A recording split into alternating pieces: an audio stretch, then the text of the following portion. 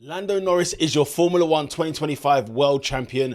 And I tell you what, the Abu Dhabi Grand Prix was tense. Might have not been exciting, but it was very, very tense. But let's talk about the things that we learned from this Abu Dhabi Grand Prix. From the Yas Marina circuit, another closed chapter now for Formula One in 2025.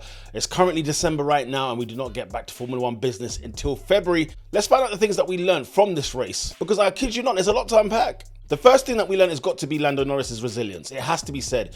Lando Norris was simply brilliant in terms of coming back from where the deficit that he had. He was about 34 points in the midway point of the season in that summer break. And then, especially after that Canadian Grand Prix, it seemed like Lando Norris had nothing left in the tank. It didn't seem like he was ready to go ahead and become this world champion and finally to sort of respond to his critics, respond to the doubters that he can actually do this. Many, many times we saw him get in his own head, get in his own way, but we know that he was quick. Throughout the course of the season, he was quick. The number one problem with Lando Norris was mistakes. But let me tell you something, the resilience that he has shown in 2025 to overcome those mistakes, and he mentioned post-race in Abu Dhabi that, you know what, having the right people there all the time with him in the dark times, in the down times of the season, like his parents, like his manager, like all those race engineers, all of his, his trainers, all the people that were really close to him, he sort of leaned on them, he relied on them to kind of give him that strength back yet again. And it was never a case of whether he's quick enough, whether he's good enough or anything of that sort, but maybe it was just more so, can he get out of his own way? Can he stop wearing his heart on his sleeve, which was kind of his strength, to be honest. But the people had a lot of things to say about him, and the Formula One world was crazy this season. Let's have it right. The Formula One Twitter sphere, it became nuts. Like the Oscar Piastri fan base, the Lando Norris fan base, the McLaren fan base, and everything else outside of it was intense. It was really, really hot, and not often do we rarely ever get battles with teammates in the same car fighting for the same championship. It's usually one driver that kind of stands out amongst everybody else. But on this occasion, Lando Norris was absolutely adamant on catching Oscar Piastri, who had an absolutely brilliant lead in the midway point of the season. Lando Norris said, this is not what we're going to do. It's not how it's going to end. He was going to end the story with him at least showing some sort of integrity in terms of his performances towards the latter end of the season. And he pulled off some fantastic pole positions. And when he started on pole, the guy was always acing and getting away and winning races. Lando Norris showed some extreme resilience. And the common term and phrase I kept hearing post-race was, we did it. Whether it was coming from Lando Norris himself, Zach Brown, Andrea Stella, they all kept saying, we did it. And shout out to Sky F1, who put out a brilliant performance, a brilliant show in terms of the whole show and everything, the presentation, showing us where Lando had come from. If you remember when Lando Norris first joined McLaren, it was back, 2018, 19 times. And, this guy was in the mud with McLaren. When you got those images of him serving Fernando Alonso tea, McLaren were in dire straits then. Even when he became a driver in Formula One, like a first team driver for the McLaren team, and he was with Carlos Sainz and things like that, when they were getting podiums, if they got a podium once in the season, they were absolutely delighted. They were all ecstatic for getting that podium, because it meant they were on the up, they were on the trajectory. This was a team that was nowhere near the front. I still can't believe, even at the time of this recording, that McLaren have won the Formula One, first of all, Constructors' Championship back to back, and they have now got a Drivers' Champion, the first Drivers' Champion since Sir Lewis Hamilton in 2008.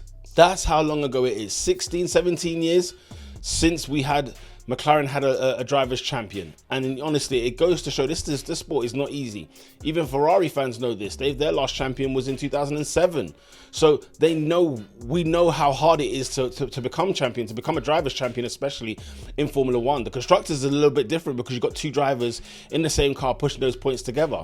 And McLaren getting 800 plus points at the end of the season in the constructors, it just goes to show you how tremendously brilliant that both Oscar Piastri, who we need to give credit to as well, and Lando Norris have been this season. The last push, the race that we saw, especially because of the fact that Lando Norris's third place, as he started second on the grid. His third place, though, he quickly got overtaken by Oscar Piastri. Amazing overtaking from Oscar Piastri, but very quickly under pressure from Charles Leclerc.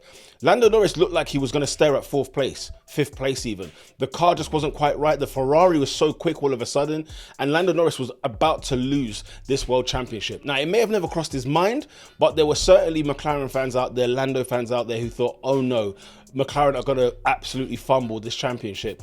And the race alone in Abu Dhabi is a testament to Lando Norris in terms of the whole season.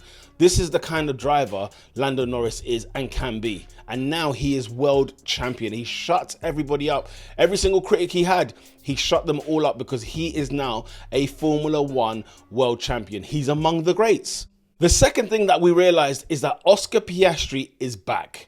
Let's have it right. Oscar Piastri has gone through the mire. Oscar Piastri has not been great in that sort of last third of the season.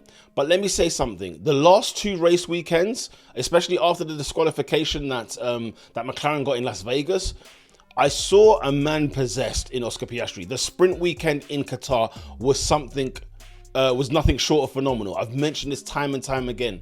What Oscar did in Qatar, in the sprint quali when he got pole, in the sprint race which he won, in quali where he got pole again, and then in the race it just, due to strategy and everything else like that, completely fumbled a race win for Oscar Piastri. He should have had more points than what he's on now. I think he's finished maybe 12 points or 13 points behind Lando Norris in the Drivers' Championship, and it just shouldn't be the case, really and truly.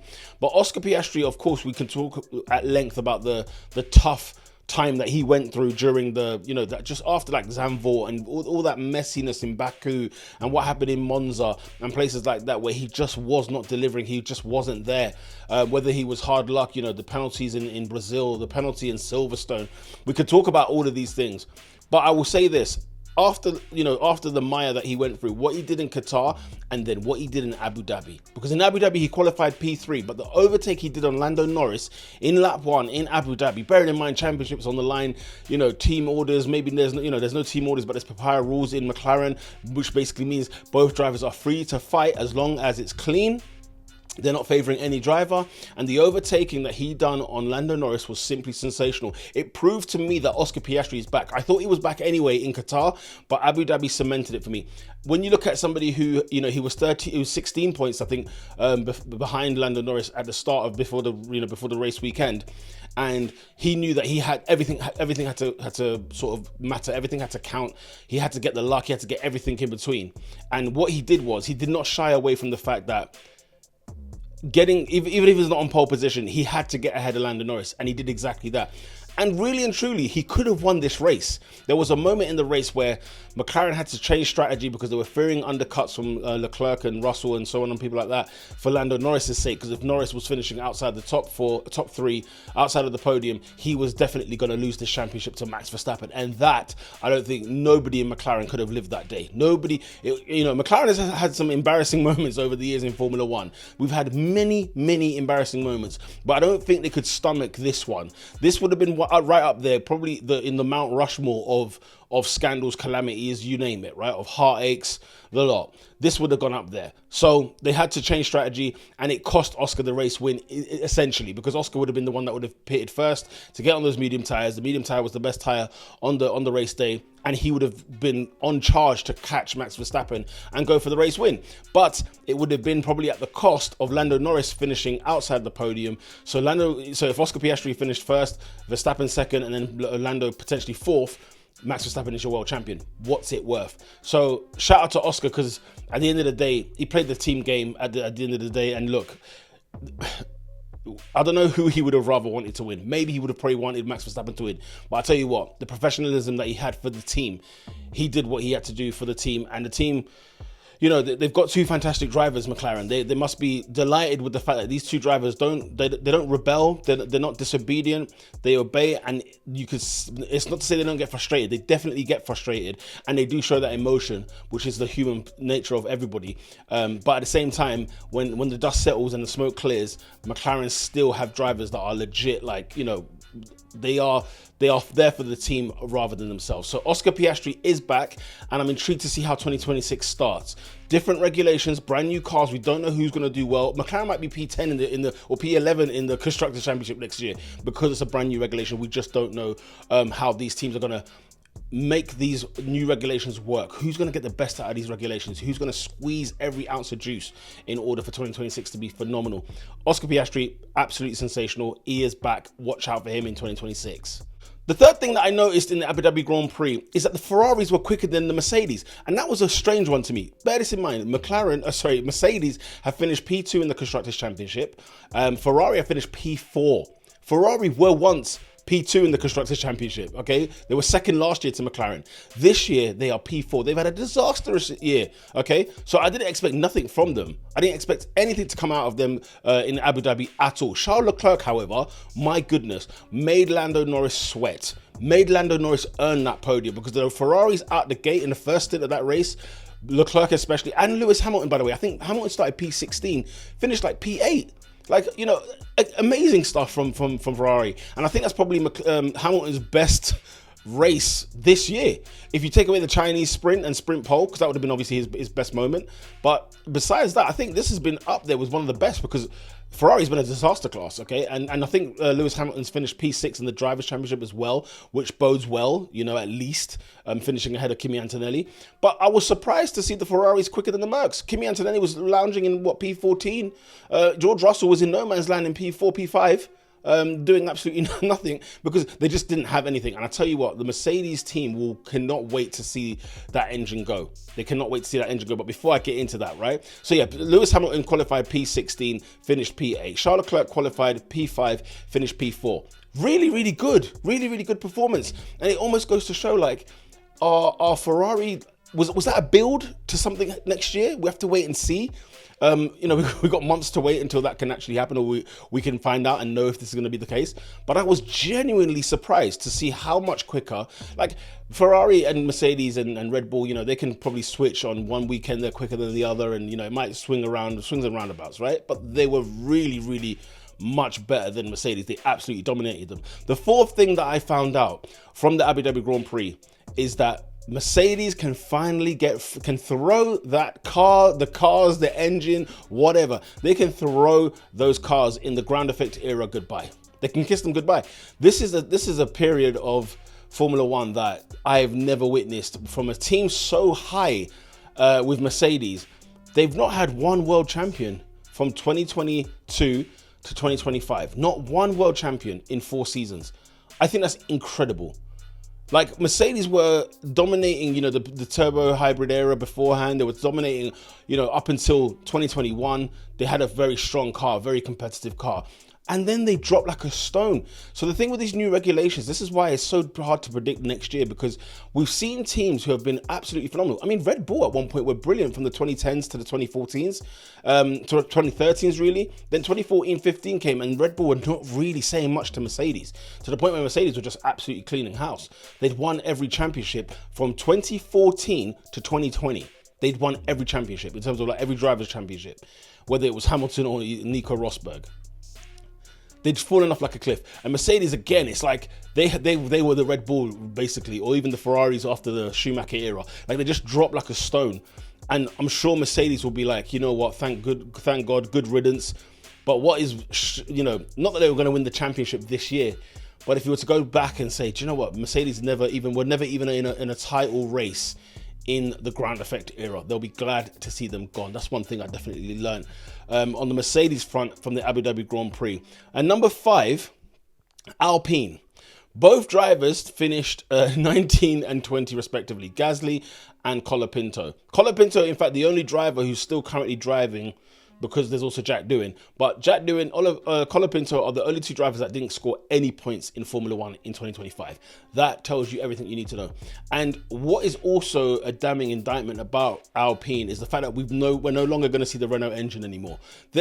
Alpine, who are effectively Renault, are getting rid of their own engines, and they're going to be having a Mercedes engine in 2026.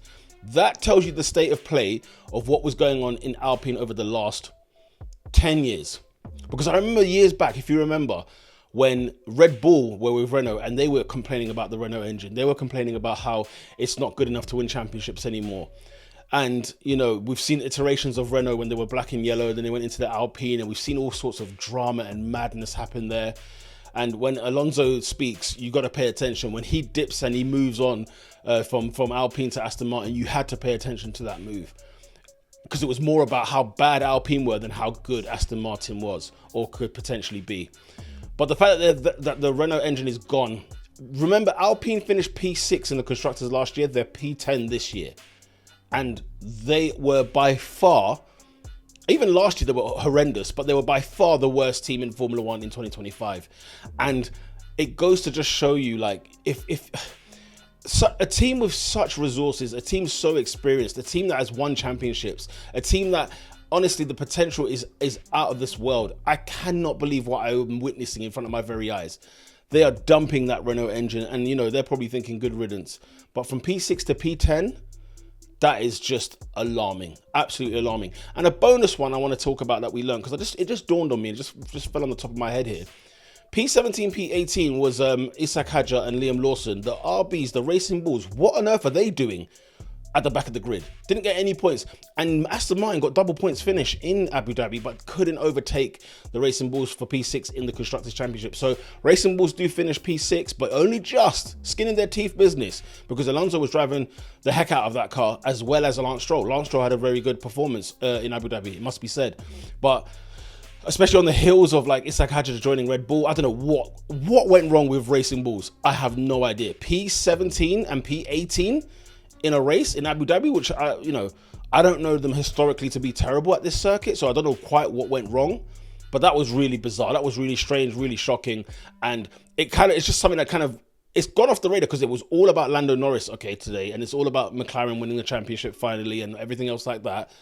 But I did learn that, and that did not escape me at all. So there you have it, really. The 2025 Abu Dhabi Grand Prix, the 2025 season has come to a close. It's finished. It's over until 2026. But on this channel, we'll still be talking a lot more about the 2025 season. We're going to be doing awards. We're going to be doing the stats as well, of course. So watch out for that as well. And yeah, we have done a quick review as well, short video of the race that took place. But this video here was all about what did we learn. Let's talk about it a little bit more in depth and analyze what we actually learned. So those were 6 things, 5 and a bonus of the things that we learned from the Abu Dhabi Grand Prix. It's been a phenomenal season. YouTube thinks that you will like this video right over here, so make sure you go ahead and click on that as I get my notes in the way.